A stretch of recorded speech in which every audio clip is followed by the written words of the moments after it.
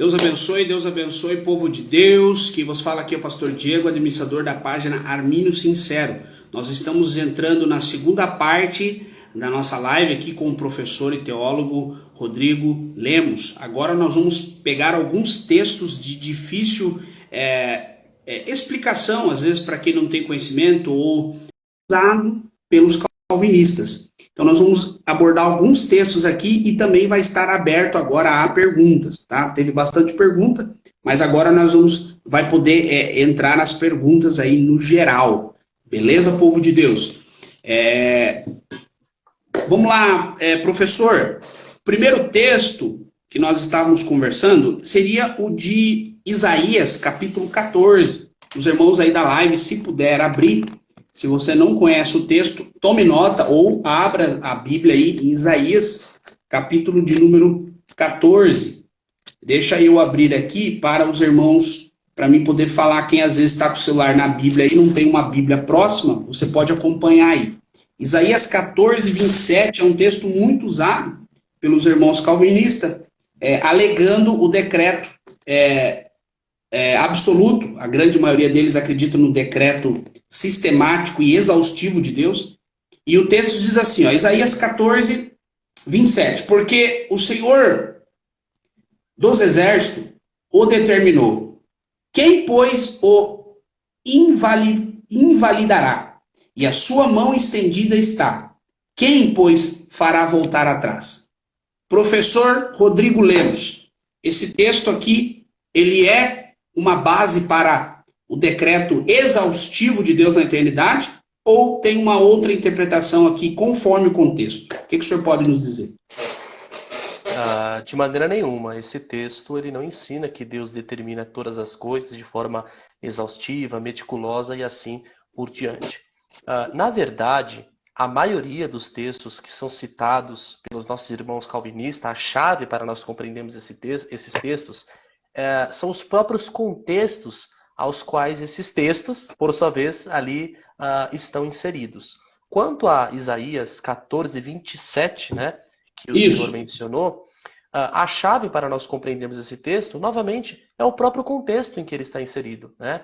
Em outras palavras, qual é o propósito do Senhor no contexto imediato? O texto fala que Deus tem um propósito, e esse propósito será levado a cabo. Mas a pergunta é, qual é o propósito do Senhor no contexto de Isaías, capítulo 14, versículo 27? Resposta.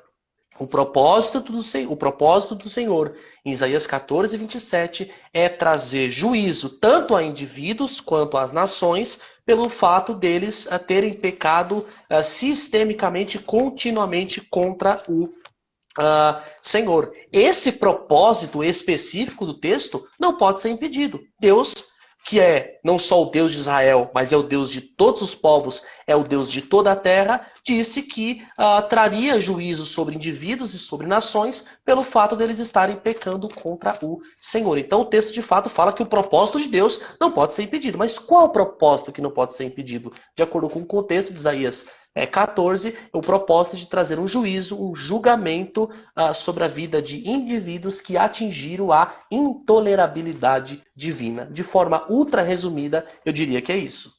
Maravilha, maravilha. Inclusive, eles pegam só o 27, dá aquela isolada que eles tanto não concordam, mas se eles lerem o 24, o 25 e o 26, Deus está citando a Síria. Deus está falando assim, a Síria, eu já determinei a vitória, acabou. Porque a Síria estava ameaçando o povo de Israel, a Síria estava ameaçando invadir. Conjecturando aqui, trazendo para os dias de hoje. Não, beleza, Síria, vocês vão querer invadir? Pode invadir. Mas eu já determinei a vitória do meu povo. Conforme Armínio também cria, principalmente no volume 2 das obras, ele diz que Deus tem os seus decretos. Não absoluto, mas Deus sim tem os seus decretos. E aqui é um claro decreto que Deus daria vitória contra os assírios. Mas se eles citam os versículos anteriores, já não tem base para o decreto absoluto. Então, o contexto, o nobre professor tá estudando essa área, hermenêutica, exegese, se for pegar o contexto, fica ruim para os nossos irmãos calvinistas, né? O segundo texto, professor, está ali Provérbios 21. Quem puder pegar a Bíblia aí ou tomar nota, Provérbios, capítulo 21. Inclusive, já até aqui na página o pessoal usou esse texto como argumentação. Diz assim: como ribeiros de água, assim é o coração do rei na mão do Senhor. A tudo quanto quer, o inclina. Tudo quanto quer, o inclina. Essa última parte do texto, eles são apaixonados, dizendo que tudo, as ações do rei, sofrem uma inclinação de Deus. Ou seja, como ali está falando, eles pegam também dizendo que o rei ali seriam todas as autoridades. Eles já dão uma forçada dizendo que são todas as autoridades e que tudo que os reis, as autoridades vão fazer, sofre uma inclinação de Deus. Está correto isso? Ou a gente pode dar uma explanada melhor nesse texto? Claro, respeitando, evidentemente, aqueles que pensam de uma forma diferente, mas eu entendo que o texto está falando do rei, mas do rei bom. Não está falando de todo e qualquer tipo de rei, ele está falando do rei bom. Mas ainda fica a questão, né? Em que a chave para nós compreendermos essa questão é: Deus, ele inclina o coração do rei, ok, mas em que sentido que ele inclina o coração do rei bom para os seus propósitos? Ele inclina de forma exaustiva e minuciosa, controlando todos os atos e todas as ações desse rei bom, ou ele inclina no sentido de que ele impulsiona, ele vai ali direcionando, dando condições e possibilidades para que esse rei faça aquilo que Deus quer que ele faça? Eu creio que a segunda possibilidade, ela faça mais sentido. Eu não creio que Deus ele está ali controlando de forma exaustiva e minuciosa todos os passos e todas as ações. Do contrário, Deus seria o autor do mal e o autor do pecado. Então, quando o texto fala que Deus inclina o coração do rei, é o rei bom. Ainda que seja todos os reis, mas eu acredito que seja o rei bom. Mas em que sentido que ele inclina? Eu acredito que ele inclina no sentido de que ele impulsiona, ele energiza, ele vai dando condições para que esse rei cumpra aquilo que Deus quer que ele cumpra. Agora, se o esse rei texto... bom, perdão, professor. O rei bom que o senhor está pontuando seria um rei servo de Deus, é isso? Eu entendo que sim, Claro que existem outras possibilidades. Se você me permite, se Provérbios 21:1 ensinasse de fato que Deus controla todos os atos e todas as ações dos reis, esse versículo ele contradizeria toda a teologia do livro de Provérbios, porque uma das teologias do livro de Provérbios é a teologia da justiça retributiva, né? Colocando de maneira mais simples, é a lei da semeadura. Você colhe aquilo que você planta, né? É uma teologia muito latente, muito clara no livro de Provérbios. Então, se o texto estivesse ensinando que Deus controla todos os passos, todas as ações, não teria responsabilidade humana e, consequentemente, contradizeria toda a teologia do livro de Provérbios. Se os irmãos puderem ler, lê aí Provérbios capítulo 3, versículo 4, 5 e 6. Né? Esse texto demonstra uma certa sinergia que os indivíduos precisam ter para que Deus faça ou cumpra o seu propósito na vida desse indivíduo. Amém. É tão verdade isso, professor, que aqui mesmo no contexto que nós lemos o verso 1, no verso 3 já fala sobre o plantar e colher, que ele diz que aquele que faz justiça e julga com retidão é mais aceitável ao Senhor do que oferece sacrifício. Logo dá a entender sobre o plantar e o colher. Então, se eu faço o que é reto, se eu pratico a justiça, Deus tem isso para com a sua glória, para com a aceitação, melhor do que quem faz sacrifício e não pratica a justiça. Então, dentro mesmo do contexto, é verídico o que o senhor afirma sobre o plantar, né, a lei da semeadura, dentro desse livro tão maravilhoso aí de Provérbios. Bacana, já ia te chamar de pastor, mas em nome de Jesus já está próximo. Em nome de Jesus. A igreja do Senhor, se o senhor me permite, ela é uma igreja de linha pentecostal, carismática ou renovada? Carismática. Nós acreditamos na contemporaneidade dos dons, mas não cremos que o batismo com o Espírito Santo necessariamente seja evidenciado com o falar em línguas. Tá? De maneira resumida, é isso. Talvez é isso que difira pentecostais de carismáticos. Geralmente, pentecostais creem na evidência inicial do batismo com o Espírito Santo, enquanto que carismáticos acreditam no batismo com o Espírito Santo também, mas não necessariamente evidenciado por línguas. Então, é uma igreja carismática. Entendi. Mas daí vocês acreditam nos dons gerais, línguas. Sim.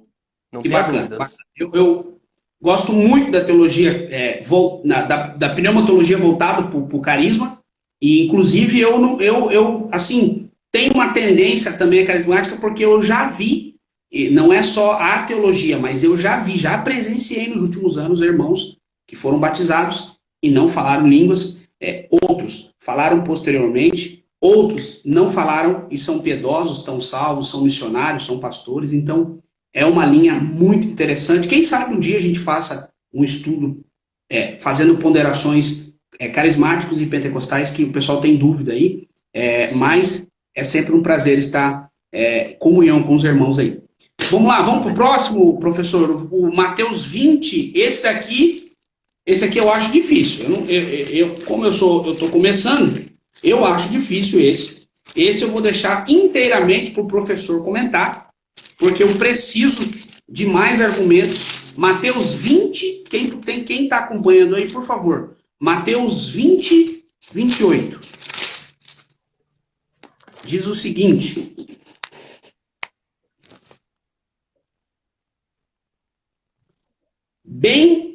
Deixa eu ler o 27, que é interessante. Qualquer que dentre vós quiser ser o primeiro, seja o vosso servo. 28. O Filho do Homem não veio para ser servido, mas para servir e dar a vida em resgate de muitos. Em resgate de muitos. Professor, essa passagem é dita pelos calvinistas que, claramente, Jesus não morreu por todos, mas por muitos, ou seja, os eleitos. Isso se enquadra nas Escrituras, no seu contexto, na visão de Armínio e trazendo para nós aqui hoje na nossa live. É bíblico isso? Eu posso afirmar que, mediante esse texto, esse resgate está falando categoricamente que é só para os eleitos? Só para alguns? Eu entendo que não. Inclusive, Calvino também entendeu que não. Mas daqui a pouco eu comento sobre o que Calvino disse sobre esse texto. O Senhor Jesus Cristo, de fato, na cruz do Calvário, morreu por muitos. Mas não somente por muitos, mas sim por toda a raça humana. Então, é verdade que ele morreu por muitos? É verdade que ele morreu por muitos, mas não somente por muitos. Ele morreu também por toda a humanidade. Lucas vai dizer que o Senhor Jesus Cristo morreu pelo seu povo.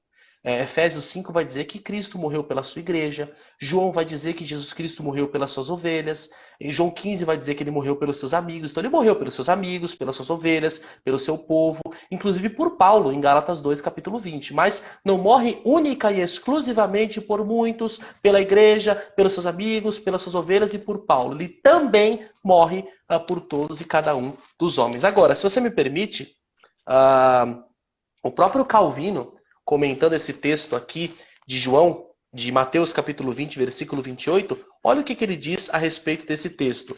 Estou usando aqui o livro do pastor Vailate, Expiação Ilimitada, onde ele faz uma citação de Calvino. Olha o que Calvino comenta sobre a expressão polon, muitos aqui em Mateus 20, 28. Abre aspas, estou citando João Calvino.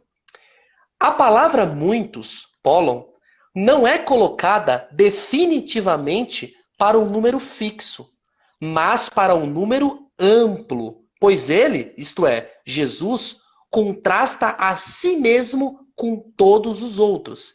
E neste sentido, a expressão muitos é usada em Romanos 5,15, onde Paulo não fala de qualquer parte dos homens, mas abrange toda a raça humana. Então, o próprio Calvino, lendo esse texto, ele admite que a expressão polon, muitos, nesse texto, não refere-se a um grupo seleto de indivíduos, mas muitos é uma terminologia para abranger a toda a humanidade, assim como Paulo faz em Romanos, capítulo de número 5. Se ele tivesse vivo, ele ia refutar uma boa parte dos calvinistas aí. Em Eu relação a entendo esse... que Calvino, eu entendo que Calvino, diferentemente do que pensam alguns calvinistas, ele acreditava na expiação ilimitada, tá? Mas isso é um debate para outra hora.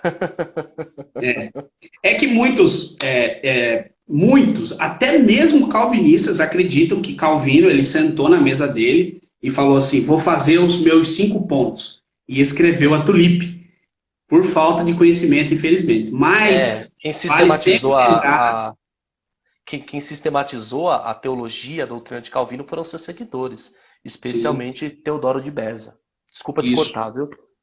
Não, tranquilo. Inclusive, Bessa e Armino deram uma estudada, foram ali companheiros, mas Não, o como professor Paulo... de. O Teodoro de Beza foi professor de grego de Armínio. Olha só, Você vê, que os caras maravilha. eles eram parceiros, assim, aquela parceria, mas eu vejo que quando se fala de escritura, quando o cara se deleita ali, vai ter um pouquinho de atrito, uma hora vai acabar discordando, mas assim, eu queria estar lá nesse momento para ver como é que foi essa discussão deles, essa questão do estudo, enfim, então foi algo muito interessante, muito bacana, né? Glória a Deus pela vida desses homens aí que puderam trazer esse material aí. Então, gente, essa história que Calvino fundou a Tulipe, não acredito nisso aí, isso é uma inverdade, é desconhecimento histórico acerca da história. Ele escreveu uma teologia mediante a sua visão e, posteriormente, o pessoal, os teólogos, Bessa e também discípulos de Bessa, fizeram a sistemática disso, e daí nós temos aí hoje a teologia reformada. Vamos para o próximo, professor, João 10. João Maravilha. 10, esse é um texto típico, né? É um texto típico, bastante usado. Aqui na página também, o pessoal manda para mim, às vezes, no privado.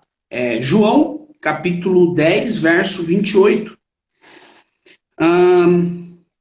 Diz o seguinte: eu dou a vida eterna e nunca, ou melhor, eu lhes dou a vida eterna e nunca hão de perecer, e ninguém arrebatará das minhas mãos. O meu Pai, que as deu, é maior do que todos. Ninguém pode arrebatar das mãos do meu Pai. Esse texto é usado dizendo que uma vez o crente na presença do Senhor, uma vez o crente na mão de Cristo, e aqui vale lembrar, aqui na página tem irmãos que não acreditam, é de se espantar. O professor me perdoe, às vezes, se eu dou risada ou às vezes parece falta de respeito, mas é algo impressionante. Eu tenho seguidores aqui, querido professor, que não acreditam na divindade plena de Cristo. E Aí eles já usam é os complicado. textos, é muito complicado. Mas Aí já é segue a heresia. página. Sim, segue a página, já manda mensagem para mim lá, ô pastor, estou acompanhando tudo. Mas eles não conseguem entender um texto como esse. Veja que Jesus fala que as ovelhas estão nas suas mãos e depois ele fala que está na mão do Pai. Então ele mostra a plena divindade não só do Pai, mas em comparação ao Pai, que tanto as ovelhas estão nas suas mãos como na mão do Pai. Mas o tema hoje aqui não é divindade de Jesus, não é a natureza de Jesus, mas esse texto, os calvinistas usam o quê? Aqui, uma vez salvo, salvo para sempre, Jesus fecha a mão, ninguém sai, ninguém mais entra. O que o senhor pode dizer sobre isso? Lê para mim, por favor, os versículos 37 e 38 do próprio João 10, que é a continuação do texto. 37? E 38. Certo. 37.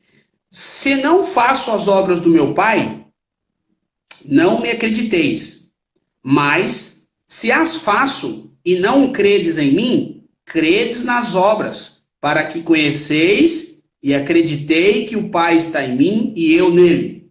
Olha que interessante. Se aqueles que não são ovelhas, conforme João 10, 37 e 38, se aqueles que não são ovelhas podem se tornar ovelhas, por que aqueles que são ovelhas não podem deixar de ser ovelhas? Percebe? A continuação do texto demonstra de forma muito clara que, olha, aqueles que não são ovelhas podem se tornar ovelhas. A pergunta é, e por que aqueles que são ovelhas não podem deixar de ser ovelhas? Mas, dito isso, eu diria o seguinte, Deus, por si só, ele jamais nos deixará, ele não iniciará o rompimento do nosso relacionamento com ele. Contudo, ele não nos impedirá de deixá-lo se essa for a nossa escolha. Colocando de maneira mais simples, em Cristo eu estou seguro. Nenhum poder externo de fora pode me arrebatar das mãos de Deus. Agora, o texto de João 10 não indica que eu não possa deliberadamente e sistemicamente abandonar a fé em Cristo. Se você me permite,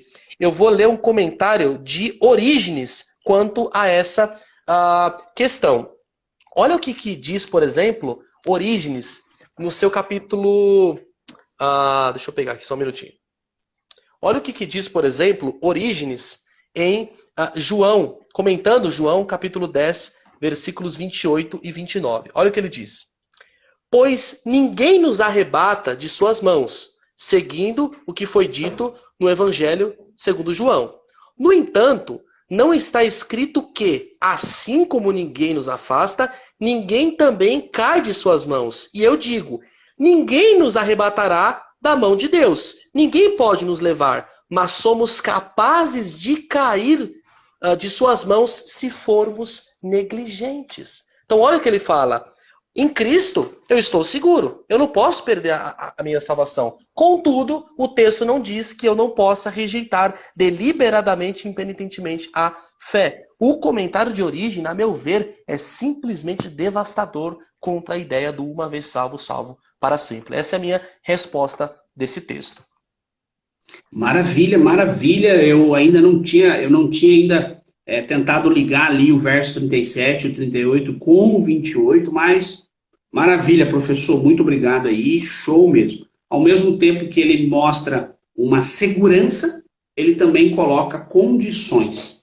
Para a gente não, ao menos pensar de uma forma como diz Jeremias, maldito aquele que fizer a obra do Senhor desleixadamente ou relaxadamente. Ou seja, eu preciso crer e ter a segurança do Senhor, mas eu preciso também o buscar, clamar ao Senhor e ter uma vigilância, conforme muitos textos dizem, né? Vigiai, vigiai, orai, vigiai, orai. Senão não era necessário uma vigilância. Exatamente. Muito bom. Próximo texto, queridos, se você está aí, Atos 16, por favor. Atos, esse também é um texto bastante usado pelos calvinistas. Atos 16, 14. Diz o seguinte: uma certa mulher chamada Lídia, vendedora de púrpura, da cidade de Tiatira, que lhe servia a Deus, nos ouvia, e o Senhor abriu o coração para que ela estivesse atenta ao que Paulo dizia. Professor, esse texto os calvinistas dizem que é um texto claramente aí que a pessoa só é salva de forma incondicional e irresistível quando Deus vai lá e salva ela, conforme diz ali, o Senhor abriu o coração. O que o senhor pode nos explanar? Como eu disse bem no comecinho da minha fala, é Deus, de fato, quem abre o coração das pessoas. Né? Os homens não regenerados, eles não podem dar o primeiro passo em direção a Deus para obter a salvação. Então é Deus, de fato, quem abre o coração das pessoas para que essas possam responder de forma positiva ou negativa a mensagem do Evangelho. O problema de alguns calvinistas é que, pelo fato do texto dizer que Deus abriu o coração de Lídia, significa que Deus ele só abriu de Lídia e dos eleitos. Né? O texto não tem a pretensão de dizer que Deus ele só abre o coração de Lídia e dos eleitos. Lucas está simplesmente narrando aquilo que ele acredita que aconteceu. E foi o que de fato aconteceu. Deus abriu o coração dela. Mas o fato de Deus abrir o coração de Lídia não significa que ele não deseja abrir o coração de todas as pessoas. Mas é digno de nota que foi Deus de fato quem abriu o coração de Lídia, mas os versículos que antecedem, na verdade as palavras que antecedem o versículo 14, demonstra que Lídia, ela já era uma adoradora de Deus, tá? E ela já estava em busca da verdade. É claro que foi o próprio Deus quem causou essa busca e assim por diante, tá? Mas é preciso ser dito que Lídia já era uma adoradora de Deus e já estava em busca da verdade. É só ler Atos 16, 14. Bem colocado, o texto deixa claro que ela já servia a Deus e depois Sim. que Deus toca no seu coração, ela é batizada. Né? Então, dá até um choque. Se os calvinistas, se eles lerem ali a vírgula atrás, a parte B do versículo, já dá uma contradição, porque, ora, se a depravação é absoluta e a pessoa não consegue fazer nada sem uma intervenção, sem um decreto, como é que antes do toque ela já servia a Deus? Então é uma incógnita aí acerca dessa crença dos calvinistas. Como que ela já servia a Deus, se Deus depois toca, então ela entende o que Paulo dizia e foi batizada, né? Então há uma contradição aí. Agora, vamos para o texto. Esse é clássico, né? Esse é célebre. Romanos, capítulo 9. A criptonita dos arminianos, né? Isso daí, todos o santo dia alguém me manda uma mensagem sobre esse texto aí. Romanos 9. Quem puder abrir aí, Romanos 9, 13, mais específico, porque o Romanos 9, ele tem, a gente pode, de forma sistemática, dividir ele em algumas partes, mas eu acredito que um dos mais polêmicos seria o 13, que diz: como está escrito, amei Jacó e aborreci Esaú. Então eu já vi calvinista dizer que esse texto fala do decreto de Deus, da escolha irresistível e de forma plena na pessoa de Jacó e excluindo Esaú. O que nós podemos interpretar na visão arminiana acerca desse texto, professor? Maravilha. Bom, o texto diz, né? Amei a Jacó e aborreci ou odiei, que talvez seria até uma tradução melhor, a Esaú. A expressão odiar é um verbo missel, é um semitismo que transmite a ideia de um amar menos. O que o texto está dizendo, de maneira resumida, é o seguinte: que Deus, ele amou mais a Jacó, no sentido de que ele escolheu a Jacó e não a Esaú para o seu plano histórico redentivo. Isto é, Deus ele escolheu, deu preferência a Jacó para que através de Jacó viesse o Messias. Deus quis dar continuidade no seu plano histórico redentivo através de Jacó e não através de Esaú. Então o texto realmente fala de eleição incondicional, mas essa eleição incondicional, ela não refere-se a uma eleição para a salvação, mas é uma eleição incondicional para o trabalho, para o serviço. Então Deus escolheu Jacó incondicionalmente para que através dele viesse o Messias, tá bom? O texto não diz que Jacó foi eleito incondicionalmente para a salvação ou algo do gênero. Então, de forma resumida, Deus escolheu a Jacó para que através de Jacó viesse o Messias prometido, tá? Então, de maneira resumida, eu diria que é isso. Certo. Como esse texto é um pouco polêmico, professor, tem uma outra visão, inclusive eu até tenho um pouco de afinidade com ela, e eu queria passar... Se você me permite, pastor, se você me permite, me perdoe, eu acabei esquecendo de mencionar uma questão. Eu acredito que o texto, né, aqui eu sigo a perspectiva que foi esboçada pelo pastor Velati, eu acredito que o texto ele fala tanto sobre indivíduos, Jacó e Esaú, quanto de povos, tá? Talvez era exatamente isso que o senhor ia comentar, né? Então ali, quando fala Jacó e Esaú, o texto está falando tanto de indivíduos, de Jacó e Esaú, quanto de nações, né? São antropônimos, isto é, nomes de pessoas, de indivíduos, como epônimos, isto é, quando alguém empresta ou dá um nome para uma tribo, para uma raça, para uma nação e assim por diante. Então, o que o texto está dizendo é: Deus escolheu incondicionalmente Jacó e a nação de Israel para que através deles viesse o Messias. É uma eleição incondicional para o serviço, para o trabalho e não necessariamente para salvação. Desculpa atrapalhá-lo mais uma vez. Não, que isso, estamos aqui, estamos aprendendo aí, os irmãos estão gostando muito da live, está sendo muito edificante, e Romanos 9 aí, ele tem sido um escudo, entre aspas, né, dos irmãos calvinistas há muito tempo. De forma leiga, eu não sei se o senhor me permite, mas de forma leiga, eu discordo em partes da questão da forma incondicional aí no texto, por causa de uma interpretação bacana que eu ouvi dizendo que, se nós voltarmos na história, nós vamos ver que quando conta-se a história bíblica de Jacó e Esaú, ele de forma, ele quis vender a bênção, ele quis vender a promessa por uma comida. Então, como eu posso conciliar isso? será que foi de forma incondicional, sendo que ele quis vender? Porque se eu pego e creio que Deus decretou essa venda, aí pode se tornar um pouco perigoso da questão do decreto minucioso e sistemático. Mas eu vejo aí uma questão de Deus elege, Deus, na sua presciência ali, representa Jacó, o povo, os crentes, e ali o Esaú, os não crentes. E só que na história a gente percebe que ele quis. Foi feita a oferta, ele falou, ó, você tem um guisadinho aqui, você quer? E foi feita a oferta e ele... Então essa interpretação eu acho muito legal, vale a pena estudar, e concordo com o senhor e também com a questão do Vailate acerca de nações, ele representa ali o Israel, o povo de Deus, e o Esaú, os não eleitos, porque rejeitaram, enfim. Então é muito interessante, muito bacana, e já os calvinistas, vale lembrar que eles... boa parte deles interpreta esse texto como Deus de forma incondicional, de forma decretiva, escolhendo o indivíduo apenas. Não representa a nação, não representa o povo de Israel. O senhor quer colocar mais alguma coisa ou podemos já ir para o próximo?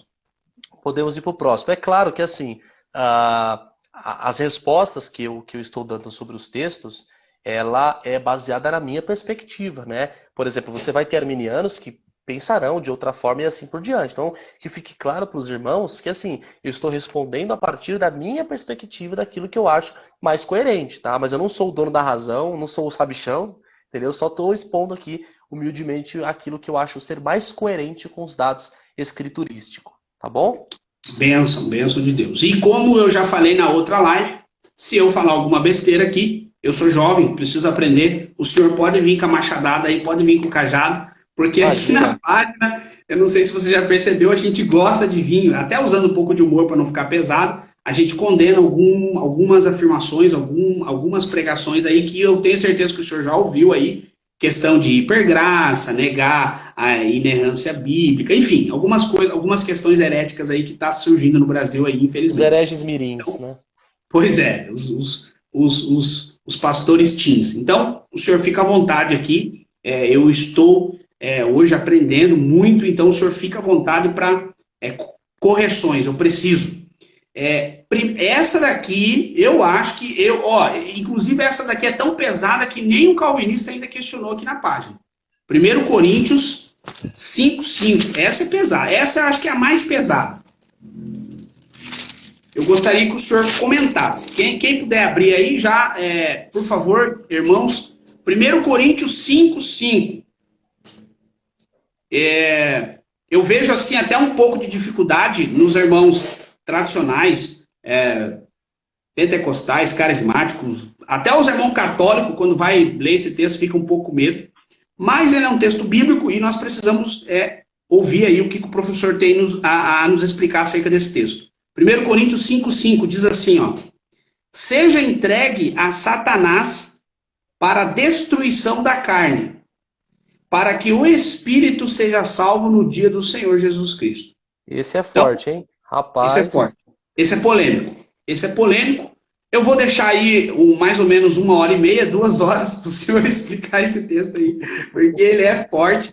Afinal, professor Rodrigo Lemos, esse texto aí está dizendo de alguma forma que o eleito, não importa o que acontecer, ele vai ser salvo naquele dia. O que é esse entregar para Satanás? O que o senhor pode esboçar aí?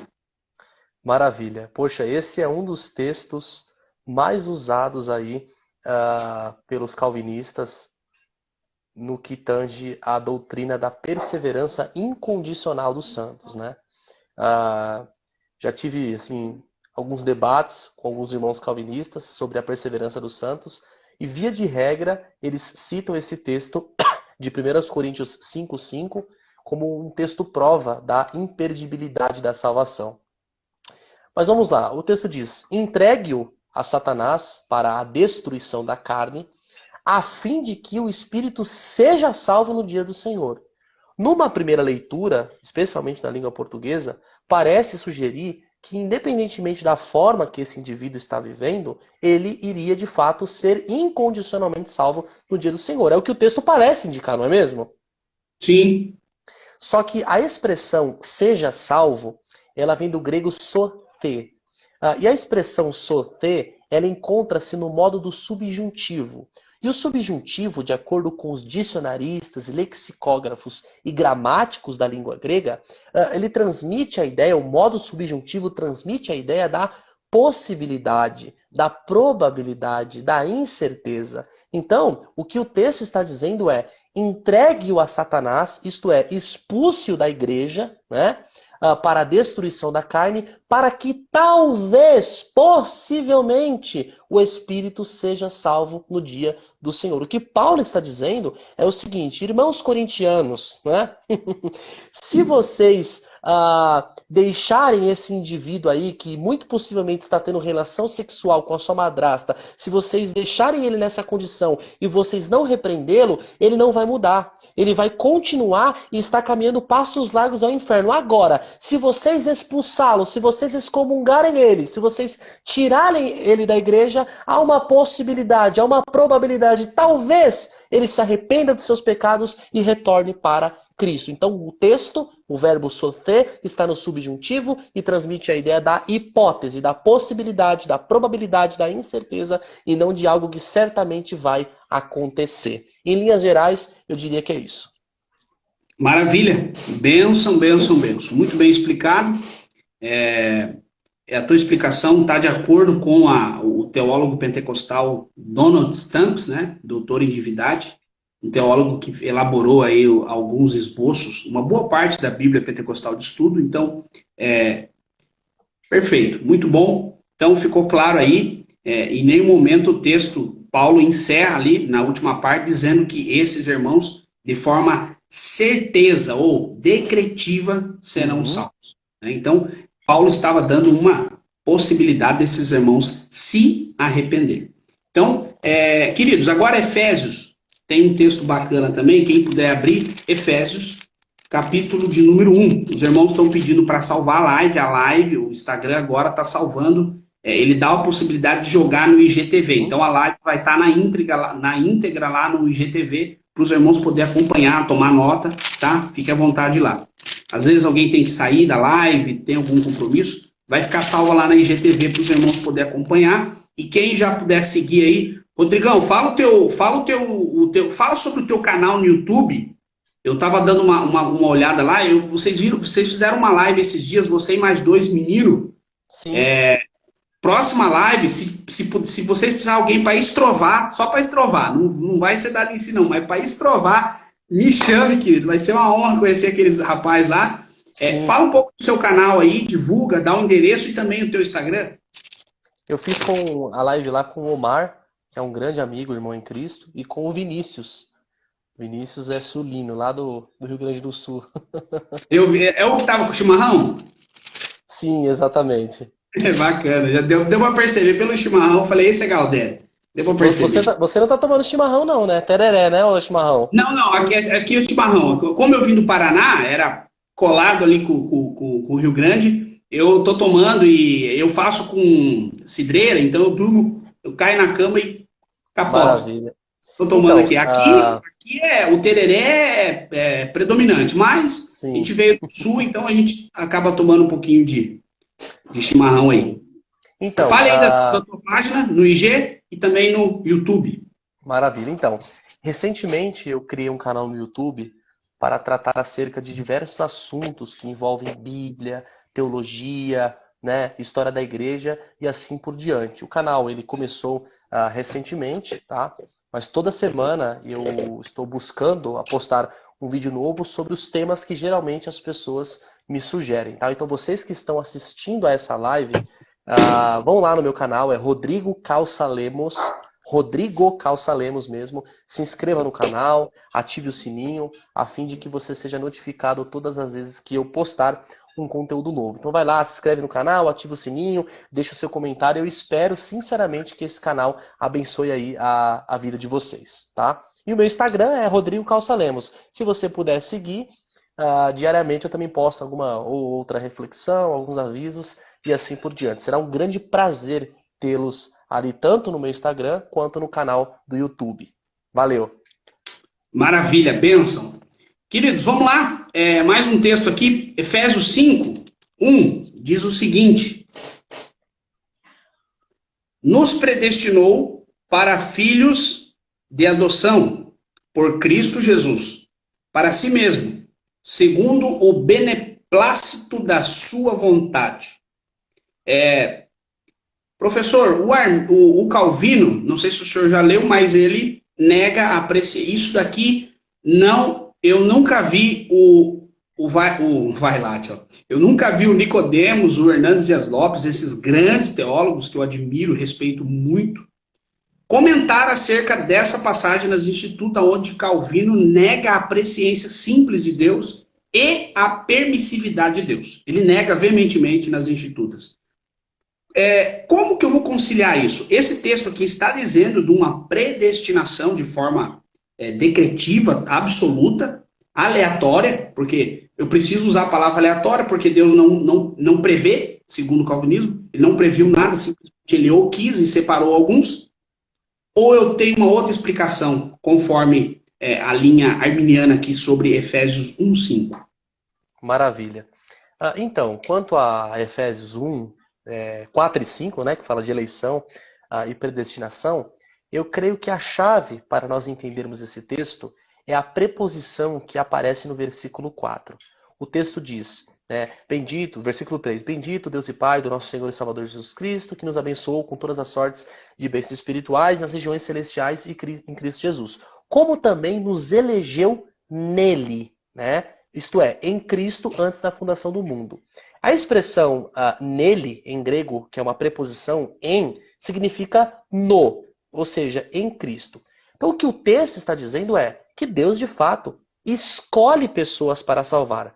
Mas ele escolhe para salvar aqueles que estão nele. Isto é, aqueles que estão em Cristo. E talvez os irmãos perguntem, peraí, Rodrigo, no começo da sua fala, você disse que os homens não regenerados, eles são totalmente depravados, eles estão distantes de Deus. Como assim Deus elege aqueles que estão no Cristo? É porque Deus, antes da fundação do mundo, na sua presciência, ele viu esses indivíduos nele, ele viu esses indivíduos no Cristo. Então Deus elege pessoas para salvar nele, isto é, em Cristo. Deus escolhe para salvar aqueles a quem ele viu no Cristo. Se Paulo quisesse dizer que Deus escolhe pessoas para destinar a Cristo, e não porque essas pessoas estão em Cristo, ele poderia ter usado a preposição eis, que é para, mas ele usou em, que é no. Então Deus me elegeu no Cristo. Deus me escolhe porque antes da fundação do mundo, ele me viu exercendo fé em Jesus. Tá? Então, em linhas gerais, eu diria que é isso. Não sei se eu respondi. Essa é a minha visão do texto. Maravilha. Tem um irmão ali que perguntou o significado da palavra. Eu acredito que o irmão estuda grego, ou tem estudado, ou já estudou. O irmão perguntou ali o significado da palavra beneplácito. Ele tá brincando, ele sabe o que é o significado. Não, mas não é verdade. A gente tem bastante novo convertido, o professor Rodrigo Lemos. Sim. Nós temos bastante novo convertido aí e a gente recebe muitas perguntas, às vezes até simples, mas você poderia, de forma, numa linguagem mais Sim. popular. Sim. Bom, a ideia de beneplácito transmite a ideia do propósito, né? Deus faz todas as coisas segundo o beneplácito, segundo o propósito, segundo aquilo que ele estabeleceu. Esse é o sentido da expressão, ou um dos sentidos dessa expressão. Mas ele perguntou lá, ele está brincando, eu o conheço, é um grande amigo. Amigo seu aí? Sim, sim. Bacana. Esses dias apareceu até uns terraplanistas aqui, tentaram me converter e eu não consegui crer nessa história aí. Então, geralmente, a volta e meia aparece o pessoal do humor aí. Vamos para o último texto, para não tomar mais seu tempo aí, professor Rodrigo. 2 Tessalonicenses 2:13. Aí quem tiver algumas perguntas aí, gente, pode ir colocando aí, ó. Inclusive, vamos dar uma caprichada nas perguntas, né?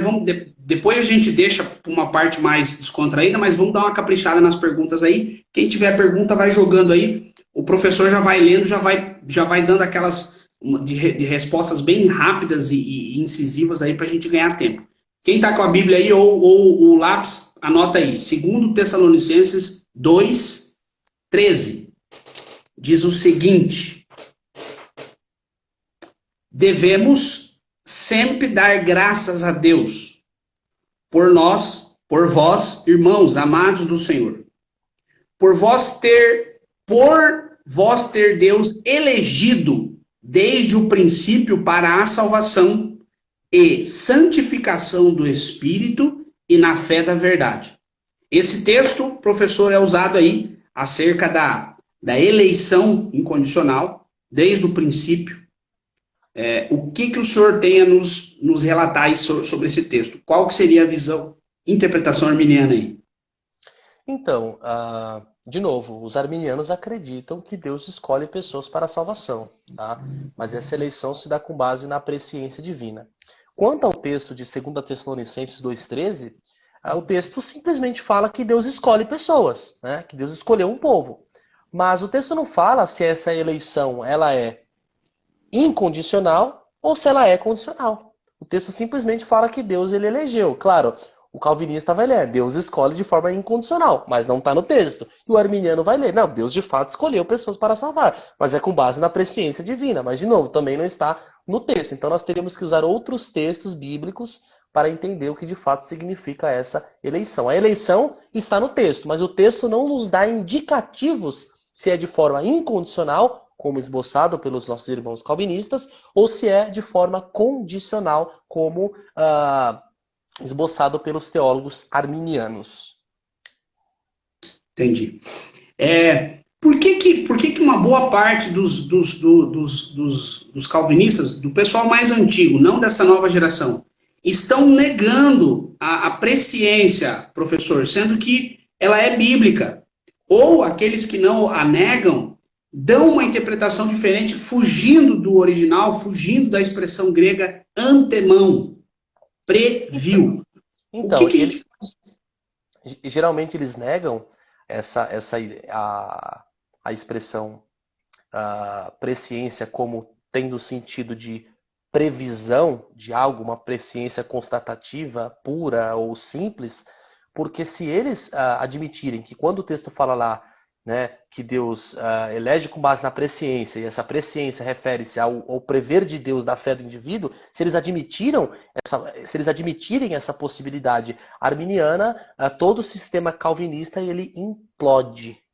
Tá? Então eles não podem admitir, porque se eles admitir que Deus elege com base na fé que ele previu, todos os outros pontos do calvinismo, pelo menos 90% dos outros pontos, serão ali implodidos e eliminados.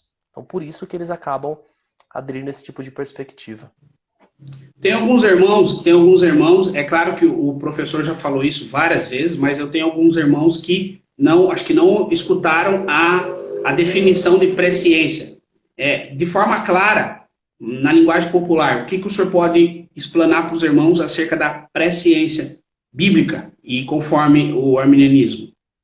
Então, os arminianos acreditam que Deus escolhe pessoas para salvar, mas essa eleição se dá com base na presciência. O que é a presciência?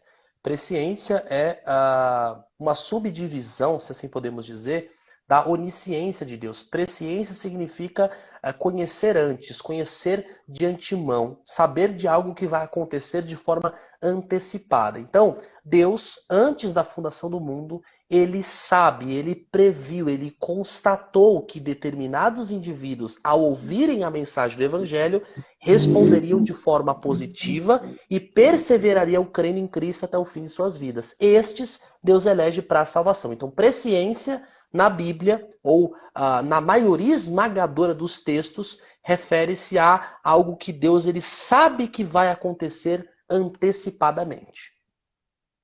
Muito bom, muito bom.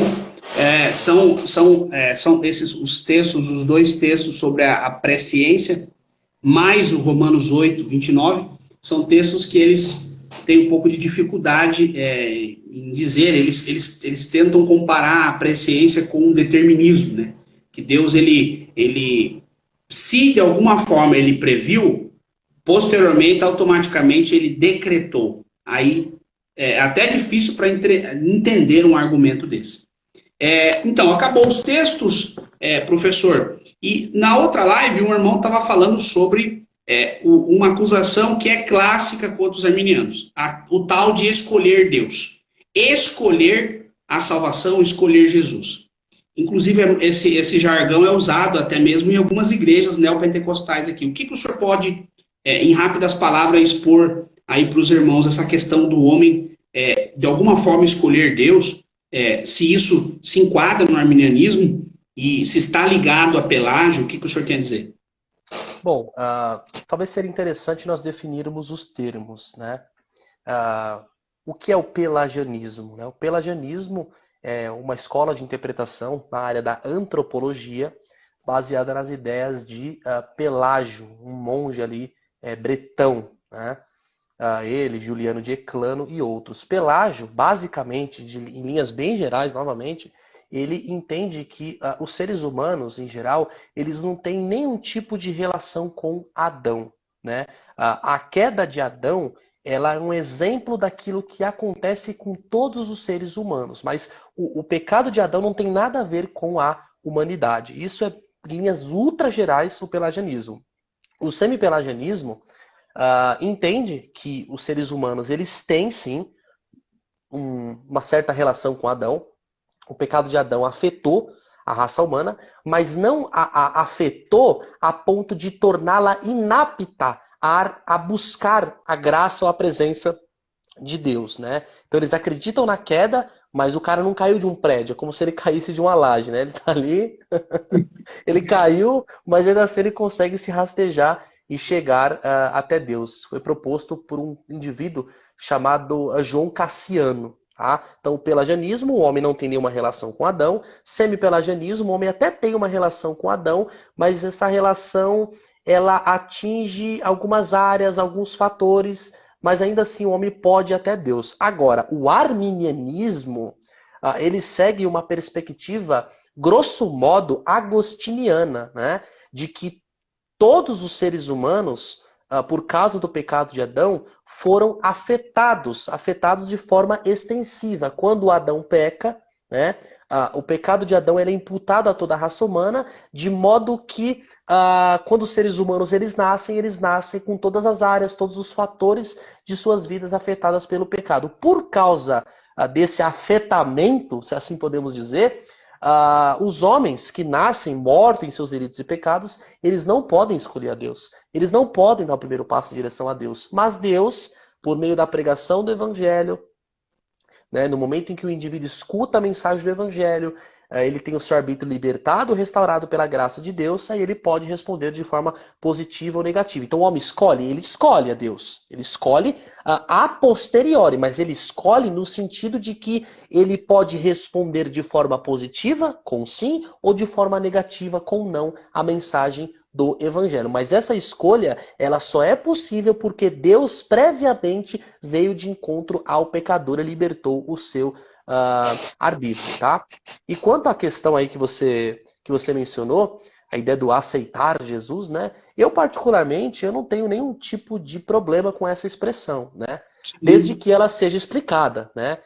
É errado falar aceitar Jesus. Não, não é errado, né? Inclusive, é o que diz João, né? Veio para os que eram seus, mas os seus rejeitaram, contudo, aos que creram, aos que receberam, né? Receberam o quê? Aceitar. Deu-lhes o direito de serem feitos filhos de Deus. Então não tenho problema em dizer que os homens eles aceitam a Jesus, desde que nós falemos que essa aceitação por parte dos homens de Jesus só é possível se Jesus previamente ir ao nosso encontro. Muito bem observado, eu também uso essa expressão. Eu nunca usei a expressão que a pessoa precisa dar uma chance para Deus. Porque eu acredito que quem deu uma chance para nós foi o Deus Pai na pessoa de Jesus Cristo, né? Foi a última chance. Está aqui, o sacrifício foi perfeito, o Filho foi perfeito, está aí a chance. Mas quando tanto os irmãos renovados, os pentecostais, os carismáticos, falam em vem aqui na frente a aceitar Jesus, de uma forma genérica, assim dizendo, porque depois ou até mesmo na mensagem, vai ser explicado e deve-se explicado que esse ato da pessoa vir, antemão o Espírito já estava tocando, já estava convencendo. Por isso Jesus disse que o Espírito vem para convencer o homem do pecado, da justiça e do juízo. Então, esses dias eu falei aceitar Jesus aqui, o pessoal já veio no privado falar, que isso, pastor, que isso? Mas eu preciso entender que, até mesmo na Bíblia, eu não sei se o professor vai concordar comigo, mas eu vejo na Bíblia algumas colocações que parece que Deus permitiu que fossem escritas para que houvesse uma compreensão humana. Porque se Deus fosse escrever numa linguagem 100% divina, não que essa escritura não seja, mas um nível de compreensão da sabedoria eterna de Deus, como é que a gente ia entender? Paulo chega a dizer que Deus habita em uma luz inacessível. Por isso que nós temos textos na Bíblia dizendo assim, que o Senhor Deus desceu. Ora, como é que Deus desce? É uma linguagem analógica, né? Deus, ele é tão supremo que ele se inclina a nós para que nós possamos entendê-lo. Deus, ele é tão belo, ele é tão excelso, ele é tão grande que ele se inclina. Ele fala, eu preciso, grosso modo, me rebaixar para que esses indivíduos eles me compreendam, né? Então ele fala, ele utiliza uma linguagem humana, né?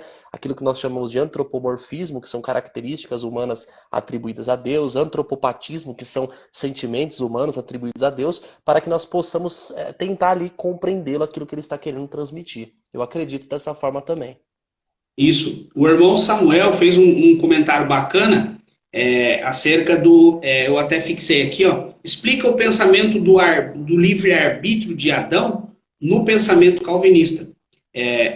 Por certo, o professor sabe que, inclusive até aí já há uma divisão. Aí, quando chega ali em Adão, já deu uma pequena divisão nos calvinistas. Alguns acreditam que Adão foi decretado, houve um decreto de Deus, outros acreditam que não, Deus deixou o livre-arbítrio do Adão para que acontecesse aquelas questões. Mas eles usam o argumento, professor, que nós não podemos ter um certo livre-arbítrio, ainda que seja caído, porque isso vai tirar a soberania de Deus. Mas como explicar, então, a suposta livre-arbítrio de Adão? Então Deus não foi soberano em permitir o livre-arbítrio para Adão? Como é que o senhor pode explanar isso para nós na visão? Comentando um pouquinho da visão calvinista, mas também implementando aí da visão arminiana. Poxa, você já basicamente matou a charada, né? Se Adão ele tinha livre-arbítrio no Jardim do Éden e Deus continuava soberano, por que as pessoas hoje elas não podem ter um certo grau de liberdade e Deus continuar sendo soberano? Você já basicamente respondeu, né? É isso. Tá, tem mais ou menos uns 200 comentários de Atos 13 aí. Nós vamos ter que mexer. Nós vamos ter que mexer. Falta 2 minutos para acabar a live, então vamos abrir ali rapidão para dar tempo. Atos o quê? Atos 13, 48. Tem 300 comentários. Vamos ver o que, se eu não me engano, é sobre a eleição, sobre Atos 13. Sim.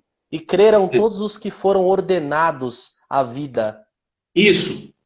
E aí, o que o senhor tem a dizer? Esses ordenados foi um decreto direto de Deus? Deus só ia salvar ali quem ele ordenou? Ou tem uma possível explicação? Olha, esse texto ele é explicado de várias formas na perspectiva arminiana, tá? Eu entendo que a chave para nós compreendermos esse texto é a expressão ordenados, né? Em grego tetagimenoi, de Tasso.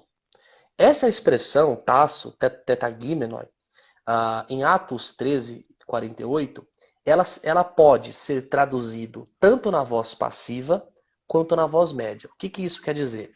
A voz passiva na língua grega... 40 segundos, professor. A voz passiva na língua grega significa que o indivíduo sofre a ação. A voz média na língua grega significa que o indivíduo faz a ação e aquilo recai sobre si mesmo. Tanto a tradução na voz passiva quanto a tradução na voz média é possível no texto de Atos 13, 48. Eu entendo que a voz média seja mais adequada. Então, quando o texto fala, e creram todos os que foram ordenados, poderia ser traduzido, e creram todos os que ordenaram a si mesmo para a vida eterna. Pode ser traduzido tanto na voz média quanto na voz passiva. Eu entendo que a voz média seja mais coerente. É claro que o tempo está acabando, eu estou tentando correr aqui. Vai